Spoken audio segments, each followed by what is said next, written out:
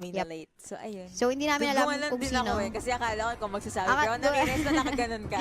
Pero ito na nga, first ban natin. Nandito na tayo sa second game ng laban still. between Evos, PH, and Execration. First ban?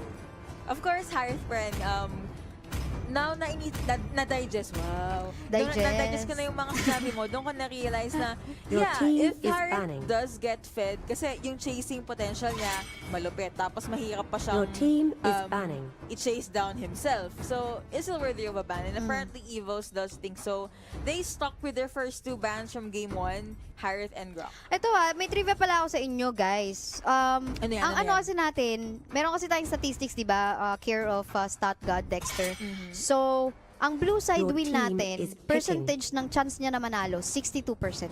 Kufra. Sa kabuuan ng ating MPL. Your team is So, picking. ang laking bagay nun, dito, alam natin, Evos PH has the control on actually choosing which side sila mapepwesto. And this time, sa second game, Evos PH picked the left side, which is the blue side.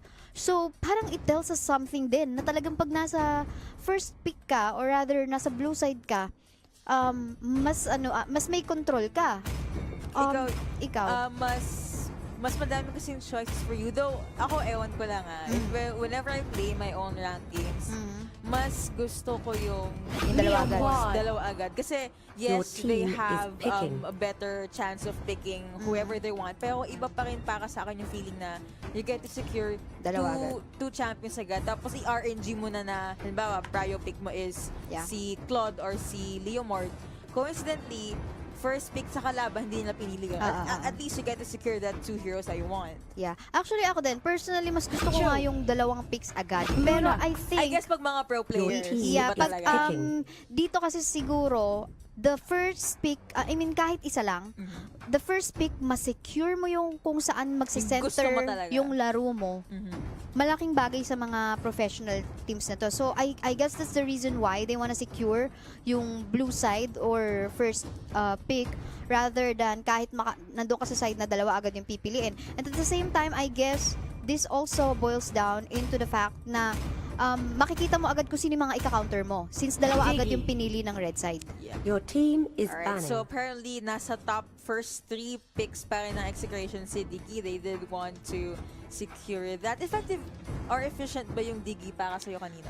Kanina medyo hindi ko na, na-feel. Feeling ko na, nababurst down Your team kasi is siya agad. banning. May times sa yes, time journey has been popped and okay naman. Pero nakaka-regain agad ng composure yung Evos Actually, nakadalawa pa nga yung Purify. Naka-Purify para sa side ng Execration. Plus, they got a Digi pa. So, aside from the Purify. So, ang dami lang pang anti-crowd control. And I guess, maybe it was it too much? Na maybe sapat na, sige, Digi lang. Then you can pick another spell na kung saan ka mas makakasustain or makakasurvive. Or probably kasi yung Purify plus Digi, parang too much na for me. That's why they lost a chance then to, work things around. But of course, I guess in general, sa tingin ko talaga pinaka naging malaking factor is yung naging draft ng Evos PH na naka-center sa Kufra and at the same time yung roles ng bawat isa. I think dun talaga nag-matter. And we could see na open pa rin si Beleric, si Minotaur. Alam mo, ewan ko sa'yo pero feeling ko delikado pag napunta yung Minotaur sa sa Evo. So might as well secure for Execration and Your they did. So is last 2 picking. picks for Evos. Yeah, maganda naman Nakita natin yung Minotaur plus Claude na nagwo-workout sa Sila Execration. yung magkasama sa lane. Yes. And basta makasetup lang ng minuwan. Oy, grabe naman. Zap nung tinitingin mo dyan. Sama ng tingin ni Zap na sa atin. Wala naman, di ka naman na pinag-uusapan Sakto lang. Slight lang. Slight lang. Pero yun nga makaminuwan Fury lang, then may mahuli, then papasok dito si Claude.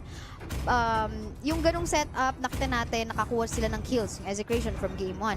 What more, kung early game time, maka-farm na agad sila, plus at the same time, ito na, secure din nila at the same Your time, team yung is picking. Leomordon. But the problem is, Esmeralda and Beleric. Sustain for days, shield for days. Ay. So most probably fighter chow to. And alam naman natin, isang combo lang ng fighter chow, iiyak ka na. And ang ganda na sinecure ng Evos dito yung Beleric. The reflect damage will be there. Hover on Guinevere. Feeling ko, ang Ay, ang ko ganda talaga rin ito. Magandang addition si Guinevere for the lineup, pero they changed Hover, naging Alice na lang. guess it's okay as well. Alice. They did lock in that Alice. Probably the sustain then, just to survive from the Beleric's reflect damage. So, with the heals and, I mean, the lifesteal na meron dito para sa isang Alice, potentially Pakbet would survive. But my worry is yung safety nitong si Zapnu on the Claude. Kung matimingan yan ng ultimate din ni Beleric, parang delikads. Babalik sa kanila yung pinaghirapan na damage ni God. Pero Kumbaga, of course, binato ka ng bato. Binato ka ng building, ganun yung balik. Ang sakit naman nun. Kala ko sasabihin mo tinapay eh. And then, kasi, di ba, reflect damage. So, dapat same, if not mas masakit. Kumbaga. Ganon. Alright, Baliktad pala ako. Pag binato ko, dapat ng tinapay. dapat ba to? Ayun, bato. Ano ba naman kasi yung utak natin na babaliktad na. Pero, Ito ba epekto ng last week ng MPL? ito yung regular epekto season. ng commute life natin dito Oo sa nga Philippines. Kaya Pero, wag na eh. Mainit eh. correct ka dyan. And yun nga no, handa na tayo dito para makita again ang bakbakan. Game 2 na tayo guys ng laban between Evos PH versus Execration. Alam namin guys na may mga fans dyan na nanonood sa pare-parehong team na to. And yung iba naman gusto lang matuto ng gameplay. Pero yan, recap muna siguro tayo ng mga lineup. Alright, for Evos naman tayo. For Evos, we have Honda again on the scoop. For RG, for this Esmeralda, Haji on this show, Dufan on this Lunox, and Dexter for this Beleric. Para naman sa Team Execration, we have Pakbet on the Alice, E2 Max gamit ang Leomord, Zapnu with the Claude, Lard on the Digi, at Dian para sa Team Tor. Wala nang ito, nag-invade agad ng Dragon ng Execration, which is good kasi for early game micro. Ayun! Sinong nakasecure? Nakuha ni Pakbet! Alright, so at least hindi naman na naging, yung effort sila wasn't into vain. Yes, successful naman. And ito na nga, I think doon lang pero teka lang, nag-steal ba ng yung Evos? Why is that they have... Well, anyway, naglalaro pa naman yung gold natin dito. Medyo mabilis yung changes because of the early game type pa lang naman. Everyone's just basically roaming around the map, getting what they can get. But yung nawalang buff para sa jungle ng Evos PH, malaking bagay yun.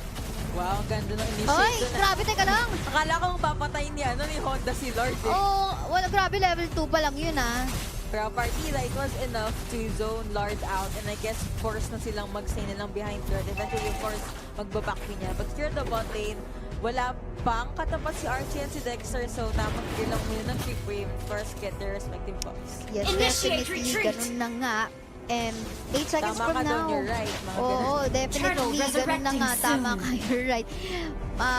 Lord, the turtle's gonna go up, yun na. And cut of creep wave ang ginagawa dito ngayon ng Execration on the top lane. Galit na sila. But- Natalo kami ng game 1, so of course, But kukunin ito na nila yung game. naman, parang history repeats itself, Madam Yuko.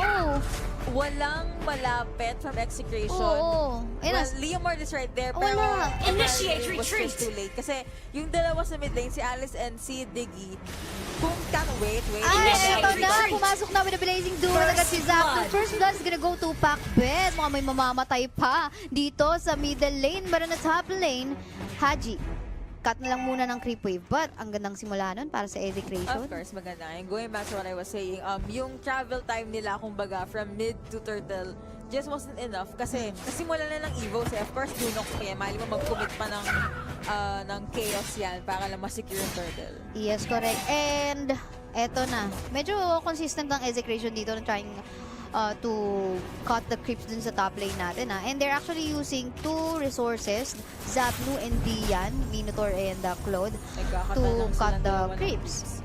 Cutting creeps for days, mga pare. Here at the Launch left, attack! apparently left here alone. Ay, may backup na pala. May backup na. And still, though naglalaro pa rin dyan sa halos pantay na gold ang pareho nating team, which is a good thing for both of them actually. For rotation for Execration, I think mas solid to kasi if they do try to gank or parang i-surprise yung kung sino man from Evos, mas may sustain, mas enough damage, mas makaka-secure sila ng kill. Ito, well protected na si Claude dito. But in the bottom lane, you can see in here, Ito Max being pressured by RG and Dexter. Immobilized siya dito. But then again, going back on the top lane, Haji will have to figure out what 4-man member dito sa pinagbaba ng mapa. Ito Max will suffer. And at the same time, mukhang makukuha, may chance pa ang Execration na mapaganda ang flow ng creep wave sa bottom lane natin. Pero on the top lane, halos ganyan din ang situation because the Execration team has sent 4-man or rather 3-man dito sa top lane natin to take another objective. Yep, 4 people sa top lane and 4 din sa bot lane. Pero Turtle is up and sino mas malapit sa objective ang Evos PH. Sinimula na ngayon ni Lunox. Yes, makakuha kayo ng Turtle takedowns, pero maganda sana kung makaka-secure din ang Turtle ng Execration. Of course, they are gonna try and contest this. Let's see what will happen. Naka-focus pa rin kay Zapdo ang camera. Oo, at ito na nga do, papasok na dito si Honda. We have casualties ongoing. Archie makakakuha pa ng kill. Nag-reset na ang ating Turtle. And I think panalo dito ang Execration wherein they have a chance on actually taking this down. But Esmeralda mukhang nakabantay. So back na lang muna ang Execration. Ang maganda kasi doon, napatay nila si Lunox. Of course, grabe yung damage na kayang i-dish out ni Dufen. So, eventually Archie was forced to get away kasi hindi naman niya kayang i-secure yung Turtle unless super clutch. So, I guess that's a Turtle going over to Execration. Oo, at eto na nga yun lang, walang kasama dito si Kufra. Huhulihin sana. Hindi pa nila kinuha, nandun pang yung Turtle. Oo, wala na munang ano kasi sobrang delicads. Okay. Delicads pala. Oo, delicads. Pero ewan ko, para sa akin, as much as possible, dapat sneaker na agad na execute. Kasi, di naman ngayon, papunta na doon yung Evos and they are, of course, still trying their best to secure yung Turtle. Sayang, window sana yon for an opportunity. Pero tignan natin dito, nag-rotate naman na ang Execration onto the Turtle side. Looks like we will have another fight. 1 bar na lang ang ating Turtle dito. Naagaw pa ng Execration. Kaya naman Blazing Duet at Minoan Fury para sa side ng Execration dito. Ito Max securing a kill. Nagwawala na Honda solo. Mamamatay backbet. Namatay lang din dito. And sa kabilang banda naman, ayun, Lord will also go down. And Zapdo still alive and kicking. Still has a chance on clearing this mid. They still have a chance indeed. Ang ganda nung pagka Minoan Fury, Phantom Steed, Minoan Fury, after enough kasi nakasakay na ng nasakay na ni Leon Ward si Barbiel and was able to secure 1 or 2 kills ata. Yung sobrang ganda ng sync. To top it off, meron pa na pumasok si Zapnu and was able to secure 1 more kill. Maganda yung galawan ni Dufen doon kanina. Doon nasa backline lang siya, free hitting, pero maraming nahuli din siya. Haji, of course, trying to escape. He is being chased down by Claude and this Minotaur. Dufen sa mid, mag-isa lang. And these two at the bot lane, of course, trying to steal jungle from Ito Max. Ang ganda na ng laban natin. 5-5. Sobrang dikit in terms of kills. Pero Execration still has to watch out on the gold lead na meron sa kamay ng Evos PH. Kasi sa napapansin pa rin natin, okay, sige, nakakahabol kayo sa kills or nakakapatay kayo sa kills, but we will still focus on objectives. Kaya naman, ayun, another third take para sa side ng Evos PH. Consistent sila, no? Like, parang nung game 1, after makuha ng Turtle, kahit, nakita natin, like, 3-4 sila doon, tapos 2-3 lang yung kalaban. Hindi sila nag-clash. Retreat agad. Rotate na lang tayo. Waiting for the right Discipline time and opportunity. Basta objectives lang muna. Kung hindi kaya, back na. Kahit kaya, basta safe play. Huwag natin ibigay yung laban sa kanila. And, ayun na nga, objective. Talk na naman tayo. Another third take sa kamay ng Evos PH. Kung saan, ang laking bagay eh. Kita mo yung gold lead na binibigay sa kanila. 21k to 18k. Of course, gold lead going over to Evos PH. Turtle is still up. Pangatlong Turtle na pala to. Turtle now up. So, of course, kung kayang i-steal or i-secure na Execration, may rage bar si Minotaur natin. So, anytime, ihanda na lang yan. Ay, yun, na-secure ang ating third turtle ng Execration. Blazing Duet agad sabay pasok ng Minoan Fury. Nagwawala na ang Execration. Honda going solo na iwan si Dupen. Mukhang hindi na ata magsusurvive pero nakakuha pa ng isang kill. Double kill pa nga. Kasama si Honda. They're still alive and kicking in here. On the top lane kasi may nangyayari. Pero dito naman tayo sa indie field. Flicker has been used to make sure that he will be able to get away. Kaso na pa, wait. Nandiyan si Honda and surprise na Dupen. Pero nakuha ang kill. Imagine mo yun, akala mo Execration Execration na yung mananalo sa fight, pero ito palang si Haji, nasa top lane din. So one member from Execration has to back away to defend the top lane. Pero ito na nga, kamuntika na rin mawala sa mapa si Lard. Kamuntikan. Ganun na kakuna, ganun na kalakas yung damage output ng Chun to. Pero you have got to give it to defense sa class na yun. Konti na lang buhay niya. Like, pag dumating pa yung response nung Execration nun, he could have died, pero rinis na niya. Alam niyang the odds are good for him. It worked in our favor, though. And let's battle now up for this show. Pero magandang decision making pa rin for Execration, I guess. Kasi kung lahat sila nandun sa clash na yun, probably na-push na nitong si Cho. Yung top lane natin, probably kung hindi man natapos yung base, nabawasan ng konti yung base. So, Execration still has this map awareness, which is actually good. Pero wala eh. Pag early game time, nakuhaan ka talaga ng map control, medyo may hirapan ka. Ikaw ang sasayaw sa tugtog ng kalaban. Hindi ko kung nahuli ni Zap yung blazing duet agad eh. And we can see in here, Evos PH. Shield. Hindi na yan live. Shield na yan. Shield na yan. Dalawa na buhay ni si Archie. Ayun kaya Esmeralda no? Pag nag-shield siya, puti. Nasaan yung buhay? Nakatago. May second life pa po. Kumbaga yung mga boss sa mga ibang video games, dalawang layers. Tama ka dyan. Ang ganda ng mga natin diba? dito. Ang mga nire-relate natin. To eh. And ayun na nga, the Lord is available, guys. Tamang ward lang muna dito si ating Dian. Tingin muna kung merong pumipitik sa Lord, pero apparently wala. Wala naman. Yun nga lang, nakapag-create na ng space dito ang Evos PH to position themselves onto the... For example, feeling ko pag nakuha nila, alright, they were able to take down Haji. And here, top lane, of course, may kanya-kanyang gulo all over them. Ang being in the middle of everything. Archie, of course, tries it, and apparently he's now in the party. Maganda pinure niya. So, of course, mababa na ang buhay nilang pakbet. Live stealing as much as he can. Pero nasa gitna siya ni Dexter and the Honda. What will they do? Lord, of course, managed to save his teammate. Zapdo, of course, is tabak. Eto na. Kami na ang mga main damage dealer. And they were able to take down this Belver Ground. Of course, may immortality. Unstoppable na ang Lunox na to. And free hitting. Kanina tumama dun sa Leomord. Ang daming damage, but nakaalis sila. Of course, while everything, lahat ng yun, nangyayari sa top lane, Zapnu on this Claude managed to take down one turret here sa mid lane. Yes, at kailangan niyang mag-ingat ng konti dahil namamataan siya ngayon ni Honda dito. Kasama pa si Haji. Nako, na-stun! Patay si Zapnu! Oh, that hurts, man. Anyway, That hurts. Tamang Lord muna ngayon ng Evos PH since they were able to secure a handful of kills and malayo ang Execration sa area nila. Lord has been secured. Again, may 6th man na ang Evo. So, what will Execration do? Kasi, kailangan natin i-note, butas na yung base nila. Yes, butas na yung top lane nila dito. Gawa nung team fight na nangyari kanina. And of course, yung segue push nitong si Haji on the show. And First Lord went onto the side of Evos PH once more. Map control, mas sabihin na natin mas maganda naman talaga yung nasa setup ngayon ng Evos PH dahil 3 na lang ang tore na natitira for Execration. And first, medyo lalo split push gaming or objective gaming ang Evos, medyo matatanggalan nila yan agad. And yung mga buff, nako, ninanakaw na. Kuha-kuha lang ng buff dito sa kabilang sa kabilang base. Ayun. And the Lord is there on the top lane. Looks like magi-split push na ang Evos PH onto the bottom lane. Looks like ayan, tinitira na ang ating inhibitor turrets dito at yun, umagsak. And of course, slowly but surely, eto na, pumapasok ng Evos PH sa base ng kalaban na rin. A level 1, level 2 Lord. Ayun, it's level 1. Ang base mabawasan ng buhay eh. The Execution was able to secure that. Pero of course, Honda goes in, Dian goes in as well. Minyawa Fury sa amon na tayo. Execution actually gonna follow in the damage. Ginamit na ang time journey.